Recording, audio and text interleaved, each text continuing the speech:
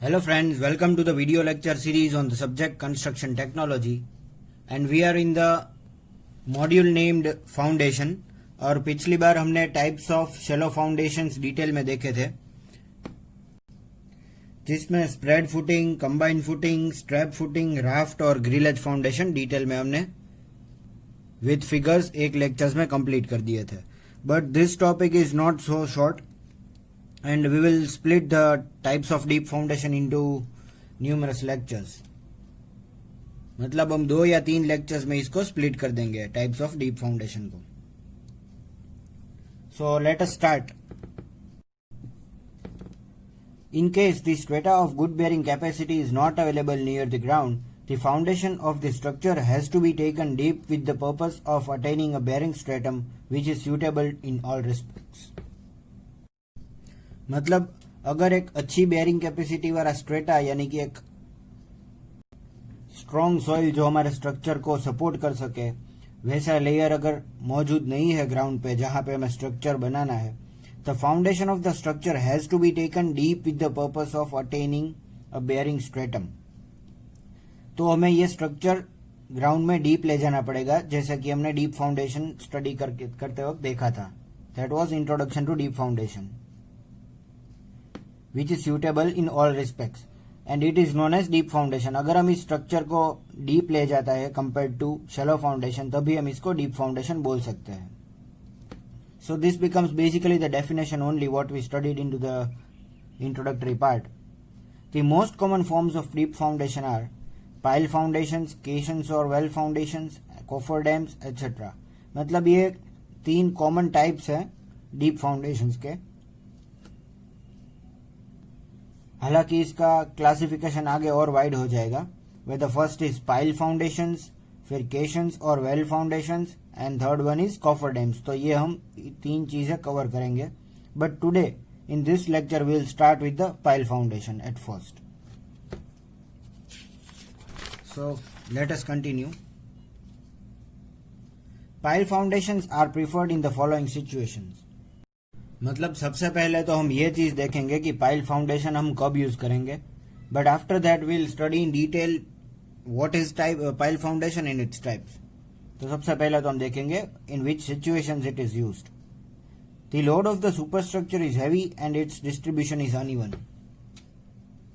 मतलब सुपरस्ट्रक्चर यानी कि ये स्ट्रक्चर जो प्लिंथ बीम के ऊपर है, उसका लोड यानी कि वहां पे सुपरस्ट्रक्चर से जो लोडिंग आ रहा है, या तो वो बहुत हैवी है या फिर इट्स डिस्ट्रीब्यूशन इज अनइवन, यानी कि ये इवनली डिस्ट्रीब्यूट नहीं हो पा रहा है।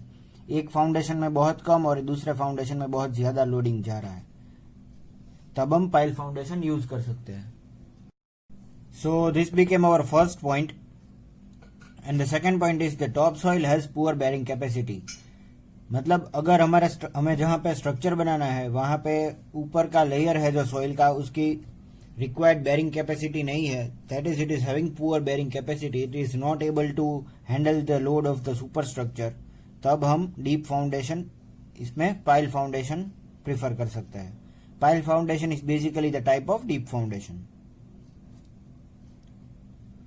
So here are some common points between pile and deep foundation applications। मतलब जहां पे डीप फाउंडेशन इस्तेमाल हो सकता है वहां पे हम पाइल फाउंडेशन के भी एप्लीकेशंस इंक्लूड कर सकते हैं। So this become some common points. Then the third point is the subsoil water is high, so that pumping of the water from the open trenches for the shallow foundation is difficult and uneconomical. मतलब जहां पे हमें हमारा structure बनाना है वहां पे अगर उस सॉइल के नीचे वाटर टेबल अगर हाई है, if it is having the level of water table very high, then it is not possible to make a shallow foundation। तब हम shallow foundation नहीं कर सकेंगे, क्योंकि whenever we excavate it, the continuous supply of water will be there, continuously वहां पे पानी आ जाएगा, and even the dewatering will be very uneconomical। मतलब continuously अगर हम मोटर लगा के वहां से dewatering करेंगे तो ये अनइकोनॉमिकल हो जाएगा। So at that time we can use pile foundation. तब हम पाइल फाउंडेशन इस्तेमाल कर सकते हैं, क्योंकि ये डी वाटरिंग का सॉल्यूशन हो जाएगा। Then the fourth point is there is large fluctuation in subsoil water level.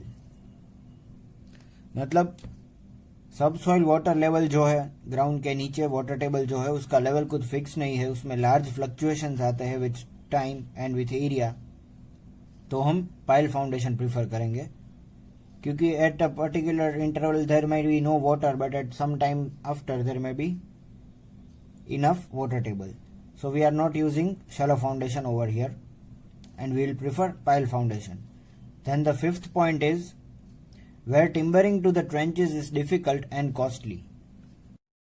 मतलब शैलो फाउंडेशन करने के लिए हम जो एक्सकेवेशन करते हैं और एक्सकेवेशन करने के बाद ट्रेंचेस लगाते हैं, तो if it is not economical to erect this trenches then we might be using pile foundation. अगर ये ट्रेंचेस जो हम बनाते हैं वो डिफिकल्ट है या फिर अनइकोनॉमिकल है तो हम पाइल फाउंडेशन इस जगह पे लगा सकते हैं.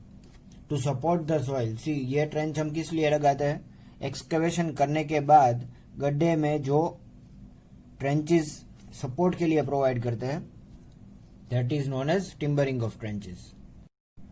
So this was our fifth point and we'll continue with the sixth one. This structure is situated on the seashore or riverbed where there is a danger of scouring action of water.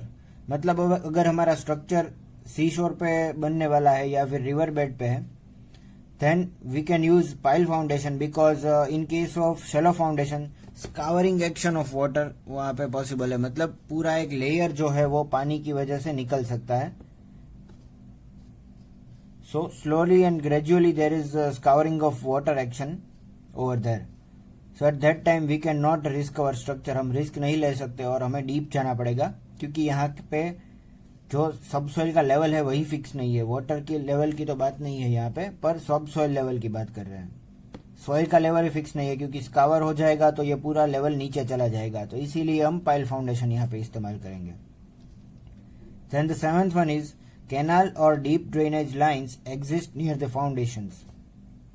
तो अगर हमारे foundation के पास canal या फिर deep drainage line exist कर रही है तो हम डीप फाउंडेशन में पाइल फाउंडेशन प्रीफर कर सकते हैं.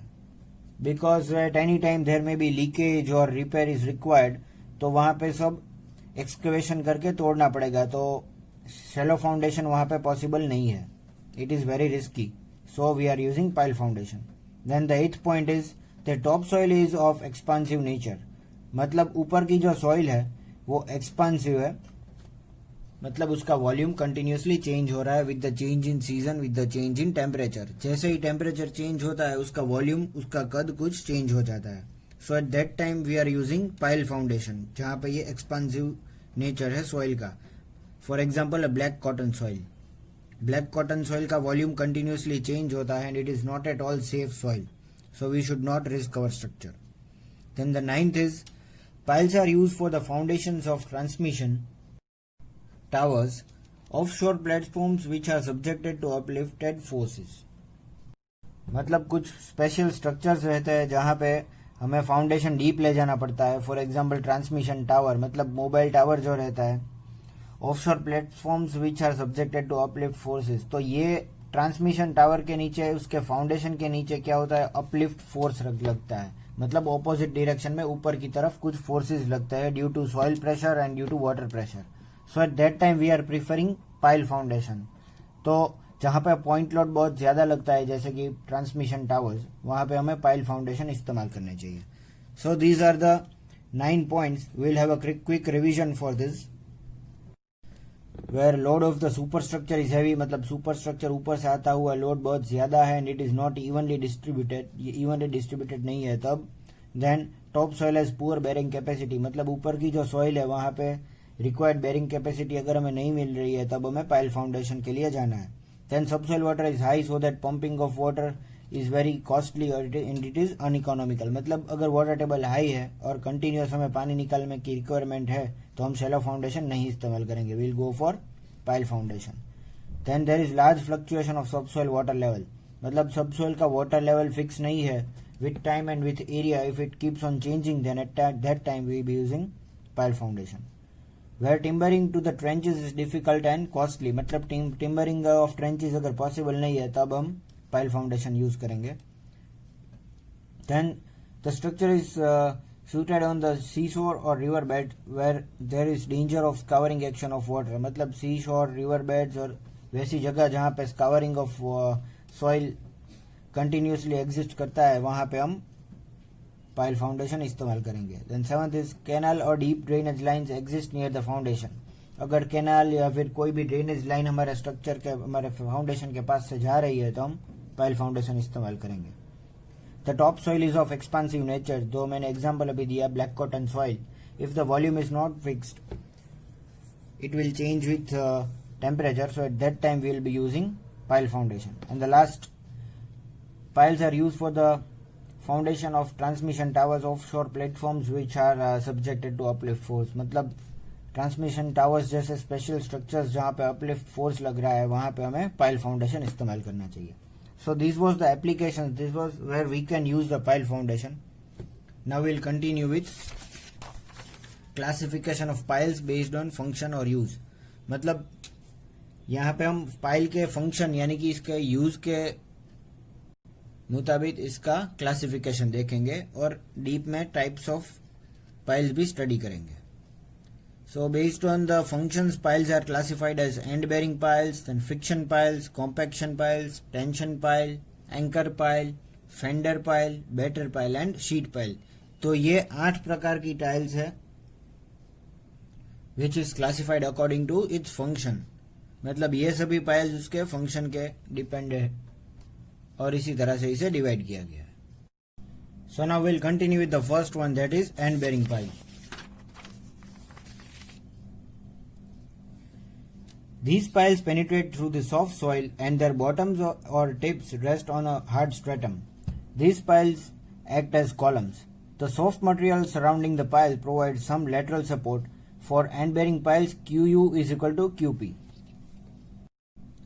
मतलब ये वाली जो end-bearing piles है वो penetrate होती है soft soil से. मतलब अगर इसे हम soft soil consider करते हैं, यहाँ पे soft material मैंने mention किया है, यहाँ से penetrate होकर बॉटम या मतलब टिप इसकी जो है वो हार्ड स्ट्रेटम पे रेस्ट होती है. यहाँ पे अगर ये स्टोन आ जाता है, पत्थर आ जाता है, हार्ड रॉक है, तो यहाँ पे ये रेस्ट कर देती है और ये एज अ कॉलम एक्ट करती है. सो basically this pile becomes a column for our structure. ये हमारा फाउंडेशन है, पाइल है, इसके ऊपर हमारा स्ट्रक्चर बनता है. So this becomes a column. The soft material surrounding the pile provide some lateral support. मतलब ये दोनों तरफ जो सॉफ्ट सॉइल है, ये soft material actually it is surrounding this, ये पूरे सराउंडिंग में मौजूद है ये पाइल के. तो ये कुछ लेटरल सपोर्ट प्रोवाइड करती है हमारे पाइल को. लेटरल मतलब ये परपेंडिकुलर सपोर्ट भी प्रोवाइड करती है. For end bearing piles QU is equal to QP. तो ये जो है QU वो अल्टीमेट लोडिंग है और ये QP है वो रिएक्टिव लोडिंग है. तो पूरा QU जो है this becomes the action and this becomes the reaction.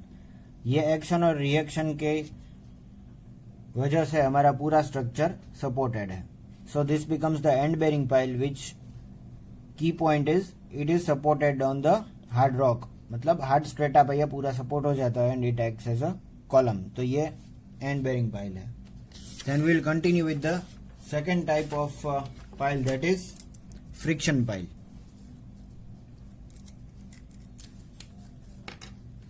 When loose soil extends to a great depth, piles are driven up to such a depth that frictional resistance is developed at the sides of the piles equals to the load coming on the piles. Friction piles are used when the hard strata is available at a greater depth. So basically when this hard strata is not available below any pile, at that time we are using friction pile. अगर यहाँ पे कोई hard strata, hard rock है ही नहीं या फिर available है तो बहुत डीप है जहां तक हम नहीं पहुंच सकते, at that time we should be using friction pile. Now what is the function of friction pile? Friction pile का फंक्शन क्या है? So it basically supports our structure based on the friction. यहाँ पे एक ऑपोजिट डायरेक्शन में friction लगता है. अगर हमारा अल्टीमेट लोडिंग यहाँ पे लग रहा है जिसके ऊपर हमारा स्ट्रक्चर है, तो ये लोड नीचे लगेगा और रिएक्शन ऊपर देगा. ये फ्रिक्शन ऊपर की तरफ जा रहा है. तो यहाँ पे जो सॉफ्ट मटेरियल प्रेजेंट है, यहाँ पे सॉफ्ट मटेरियल प्रेजेंट है, this soft material will provide the friction. Due to this soft material यहाँ पे फ्रिक्शन फोर्स लगेगा और due to this friction force our structure will be supported. And in this case there is QU is equal to QS where QU is ultimate load and QS is the skin friction। क्योंकि ये जो हमारी pile है उसकी skin पे मतलब उसके जो एक्सटीरियर अपीयरेंस है उसके ऊपर ये जो फ्रिक्शनल फोर्स है वो एक्ट कर रहा है, we can tell it skin friction. So QU is equal to QS। QU जितना है उतना QS होना चाहिए for equilibrium condition for a stable structure. So this is the function of friction pile. So end bearing and friction pile both are opposite. ये पूरी opposite है क्योंकि यहाँ पे एंड बेरिंग पाइल में नीचे सपोर्ट रहता है और फ्रिक्शन पाइल में सपोर्ट नहीं रहता है, support in the sense hard strata. So now will continue with the third type, sorry but before that will continue with the friction pile. The total frictional resistance can be increased in the following veg. तो अगर हमें required frictional resistance यहाँ पे नहीं मिल रहा है या फिर रिक्वायर्ड सपोर्ट नहीं मिल रहा है हमारे स्ट्रक्चर के लोडिंग को, सुपर स्ट्रक्चर से लोड ज्यादा है, तो इसको स्टेबल रखने के लिए हमें फ्रिक्शन बढ़ाना पड़ेगा। और उसके लिए हम क्या करेंगे, तो स्किन फ्रिक्शन अगर हम बढ़ाना चाहते हैं तो उसके लिए फर्स्ट पॉइंट है bye increasing the length of the pile. तो जैसे जैसे ये पाइल की लेंथ मतलब जितना ये डीप जाएगा उतनी इसकी लेंथ बढ़ेगी और साथ ही साथ फ्रिक्शनल फोर्स भी बढ़ेगा। तो ये फ्रिक्शनल फोर्स क्योंकि रिएक्टिंग फोर्स है, सपोर्टिंग फोर्स है, जितना ये ज्यादा है उतना हमारे स्ट्रक्चर के लिए अच्छा है। So more is the length more will be the frictional resistive force by increasing the diameter of the pile. तो अगर इसका डायमीटर ज्यादा है तो obviously its surface area will also be more, मतलब इसका सरफेस एरिया भी ज्यादा हो जाएगा और जैसा ही सरफेस एरिया ज्यादा होता है इसका स्किन फ्रिक्शन भी ज्यादा हो जाएगा। Then by making the surface of the pile rough, तो कोई भी चीज अगर रफ है तो उसके ऊपर फ्रिक्शन ज्यादा एक्ट करेगा। इसकी हम जो सरफेस है उसको रफ बना सकते हैं ताकि ये स्टेबल हो जाए फ्रिक्शनल फोर्स की रिक्वायर्ड से। By placing the piles closely, अगर यहाँ पे हम पाइल की स्पेसिंग, ये तो एक पाइल है, इसके बाजू में दूसरी, इसके बाजू में तीसरी, एंड देयर में भी ग्रुप्स ऑफ पाइल्स, तो अगर ये क्लोजली प्लेस कर दे तो नंबर ऑफ पाइल्स ज्यादा हो जाएगी, नंबर ऑफ पाइल्स बढ़ जाएगी। So if we are having more number of piles we know that we will be having more friction will be having our structure stable. तो number of piles बढ़ जाएगी, तो उसके लिए जो मेन पॉइंट है वो है placing the piles closely, piles का डिस्टेंस कम हो जाएगा। By grouping the piles, then अगर हम यहाँ पे पाइल्स का ग्रुप ही बना दे और उसके ऊपर एक पाइल कैप लगा दे तो it will act as a single foundation, मतलब 3, 4, 5, 6, 10 जितनी चाहे उसकी पाइल उतनी पाइल्स का एक ग्रुप बना करके हम उसके ऊपर एक पाइल कैप मतलब उसके ऊपर हम एक छोटा सा आरसीसी का स्लैब लगा देंगे, तो एक पूरी एक पाइल की तरह एक्ट करेंगे और उसका सरफेस एरिया भी बढ़ जाएगा ताकि फ्रिक्शनल फोर्स ज्यादा एक्ट हो। So this were few points by which we can increase the frictional resistance of the pile. So now we'll continue with the third type, that is compaction piles. This is our third type of piles. When piles are driven in loose granular soil with the aim of increasing the bearing capacity of soil, the piles are termed as compaction piles. These piles themselves do not carry any load. मतलब यहाँ पे हम जो piles लगा रहे हैं उसके ऊपर कोई स्ट्रक्चर नहीं आएगा, वो यहाँ पे कोई अल्टीमेट लोडिंग नहीं आएगा, ये लोडिंग नहीं आएगा यहाँ पे। Then what is the function of this piles, तो हम ये पाइल्स क्यों लगा रहे हैं, it simply can be understand from this figure. जैसे ही हम ये पाइल्स लगाते हैं तो यहाँ पे जो सॉइल है वो इस तरफ मूव होगी और यहाँ पे जो सॉइल है वो इस तरफ मूव होगी। सो हम समझ चुके हैं कि यहाँ पे जैसे ही सॉइल कॉम्पैक्ट होगी इसकी डेंसिटी बढ़ जाएगी और if the density of soil becomes more इसकी बेयरिंग कैपेसिटी भी बढ़ सकती है। तो basically we can say that इस सॉइल की बेयरिंग कैपेसिटी बढ़ाने के लिए हम ये कॉम्पैक्शन पाइल लगाते हैं। When piles are driven in loose granular soil, क्योंकि ये लूज ग्रैन्युलर सॉइल है इसकी बेयरिंग कैपेसिटी इनफ नहीं है तो इसके ऊपर हमें कुछ या तो ट्रीटमेंट करनी पड़ेगी या फिर कॉम्पैक्शन पाइल लगानी पड़ेगी। तो कॉम्पैक्शन पाइल इस तरह से एक्ट करती है। Loose granular soil with the aim of increasing bearing capacity of soil. तो इस तरह से हमारी बेयरिंग कैपेसिटी बढ़ सकती है। The piles are termed as compaction piles. This piles themselves do not carry any loading. Now if we consider small granules, अगर छोटे छोटे granules हम यहाँ पे consider करें, and if we try to fix this pile and try to understand the movement of this granules, तो ये centre में मूव होने की ट्राई करेंगे। वैसे ही यहाँ पे कंटिन्यूअसली हमें पाइल्स लगानी पड़ेगी to make this soil stable and denser. इसकी डेंसिटी बढ़ाने के लिए और स्टेबल रखने के लिए, ताकि हम इसके ऊपर कुछ कंस्ट्रक्शन कर सके। So basically this is the compaction pile where we are doing some treatment on the soil. तो ये हो गया हमारी third type. Then the fourth type is tension pile. These piles anchor down the structure subjected to uplift due to hydrostatic pressure or due to overturning moment. It is called an uplift pile. मतलब यहाँ पे हम देख सकते हैं ये 3 piles है और ये इसके ऊपर पाइल कैप लगा दी गई है। सो basically this become a single pile. तो ये पाइल हमारे स्ट्रक्चर को नीचे हार्ड स्ट्रेटा के साथ ज्वाइन कर देती है, एंकर कर देती है, ताकि इसके ऊपर अगर कोई टर्निंग फोर्स एक्ट करता है, मतलब यहाँ से कोई टर्निंग फोर्स एक्ट करे, तो यहाँ पे मोमेंट लगने की वजह से इसमें ऊपर कोई ओवरटर्निंग नहीं आता है। और इसके ऊपर ऑपोजिट डायरेक्शन में, यानी कि हाइड्रोस्टैटिक प्रेशर की वजह से कुछ अपलिफ्ट एक्शन नहीं आए, स्ट्रक्चर हमारा स्टेबल रहे, इसलिए एंकर ज्वाइन किया गया है हमारे स्ट्रक्चर को। ये पाइल को नीचे एंकर कर दिया गया है, इसीलिए हम इसको टेंशन पाइल बोलते हैं। क्या? क्योंकि इस पाइल्स के ऊपर टेंशन एक्ट कर रहा है। बाकी सभी पाइल्स के ऊपर कंप्रेशन है, क्योंकि एज अ कॉलम एक्ट कर रही है। But this pile will act as tension member, it will act as a rope. तो क्योंकि अगर हमारे स्ट्रक्चर के नीचे की सॉइल में अपलिफ्ट फोर्सेस लग रहा है, ऑपोजिट डायरेक्शन में अगर फोर्स लग रहा है, तो हम टेंशन पाइल्स यूज करेंगे। सो this becomes the fourth type of pile. Then we'll go with the fifth one, that is anchor pile.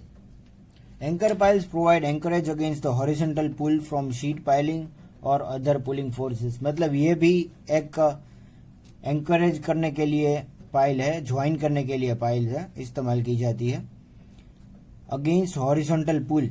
मगर कोई भी पाइल अगर हॉरिजॉन्टली फोर्स लगता है उसके ऊपर, तो इसके लिए कुछ सपोर्ट प्रोवाइड किया जाता है, इसे एंकर पाइल बोलते हैं।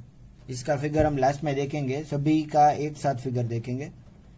And it is also joined with sheet pile. अब शीट पाइल क्या है वो भी हम देखेंगे आगे। शीट पाइल के साथ अगर हम एंकर पाइल को ज्वाइन कर दे तो ये हॉरिजॉन्टल फोर्स को रेजिस्ट कर पाएगी। Then sixth is sheet piles. These are used as bulk heads और as impervious cut off to reduce seepage and uplift under hydrostatic structures. मतलब इस तरह की पाइल है जो हम लास्ट में इसका कंबाइंड फिगर देखेंगे सभी पाइल्स का। यहाँ पे क्या है कि अगर हॉरिजॉन्टल डायरेक्शन में कुछ वाटर सीपेज या वाटर फ्लो है, तो शीट पाइल उसको रेजिस्ट करेगी, वो पानी को इस तरफ से इस तरफ नहीं आने देगी। तो basically sheet piles are used to stop the flow of water and stop the flow of soil. Then this is the fender piles. Fender piles are used to protect waterfront structures against impact of ships or other floating objects. मतलब fender piles है वो water front structures को protect करने के लिए इस्तेमाल की जाती है। जैसे कि यहाँ पे कंबाइंड फिगर हम देख लेते हैं। ये सबसे पहले यहाँ पे अगर पानी है, वाटर फ्रंट स्ट्रक्चर है हमारा, तो यहाँ पे वाटर है, तो अगर शिप्स यहाँ पे आती है, यहाँ पे लैंड होती है, तो ये fender pile as a protective cover act करेगी for our water front structure. ये प्रोटेक्ट करेगी हमारे स्ट्रक्चर को डैमेज से। So this is the basic use of fender pile. Then eighth is batter piles. They are use to resist large horizontal forces और inclined forces. ये है batter piles. ये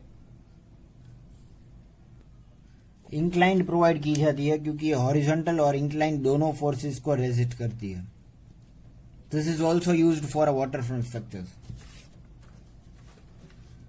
so now we'll see a combined figure of these piles, that is sheet pile मतलब यहाँ पे हमने sheet pile provide की है ताकि यहाँ पे जो वाटर लेवल है, यहाँ पे वाटर है वो हमारे स्ट्रक्चर तक ना पहुंचे, यहाँ पे इसको वाटर प्रूफिंग लेयर मिल जाएगा। See we are seeing the cross section, ये पूरा क्रॉस सेक्शन है, हम बीच में से हमारे फाउंडेशन को काट रहे हैं। फिर ये है फाउंडेशन पाइल, ये फाउंडेशन पाइल है, एक्ट कर रही है सिर्फ लोड ट्रांसफर मैकेनिज्म के लिए। This will act as a column, ये कॉलम की तरह एक्ट कर रही है। Then this is a fender pile, जो मैंने बताया फेंडर पाइल प्रोटेक्ट कर रही है हमारे स्ट्रक्चर को from damage.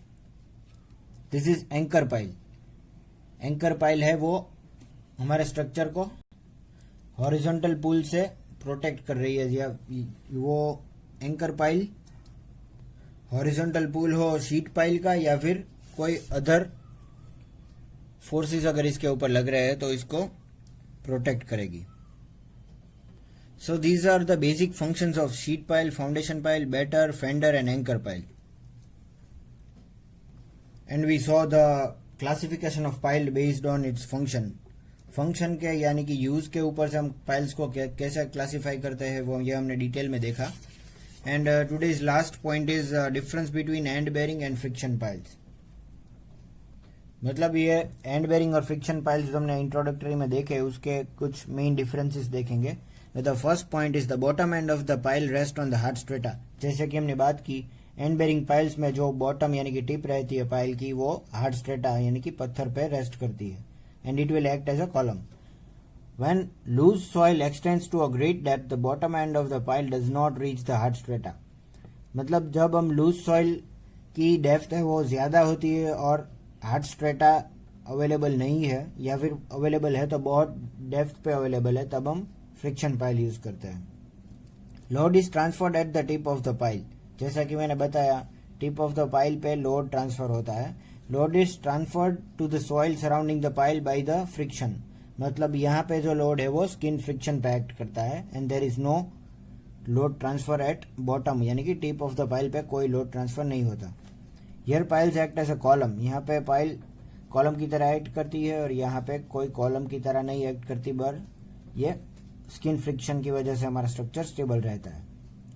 And bearing piles are driven in vertical direction. End bearing pile सिर्फ वर्टिकल रहती है। इट इज नॉट इंक्लाइंड और हॉरिजॉन्टल, ये कभी भी हॉरिजॉन्टल या फिर इंक्लाइंड नहीं रहती।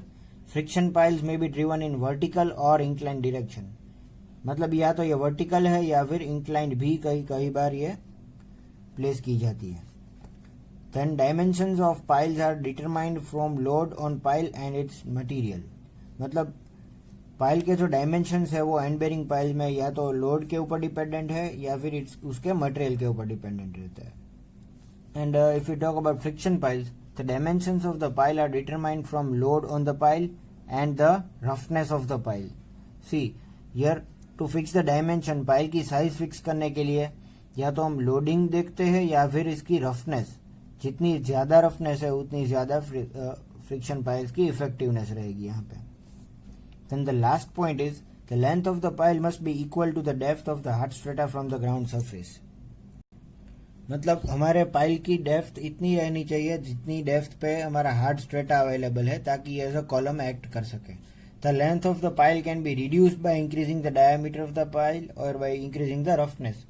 मतलब अगर हम इसकी लेंथ को कम करना चाहते हैं तो या तो हम इसका डायमीटर बढ़ा सकते हैं या फिर इसकी रफनेस बढ़ा सकते हैं। मतलब इसकी लेंथ में हम चेंजेस कर सकते हैं पर इसकी लेंथ फिक्स रहती है depending on the depth of the hard strata. So friends, this was all about today where we studied classification of piles based on its functions and difference between end bearing and friction piles in detail. Wait for my next videos.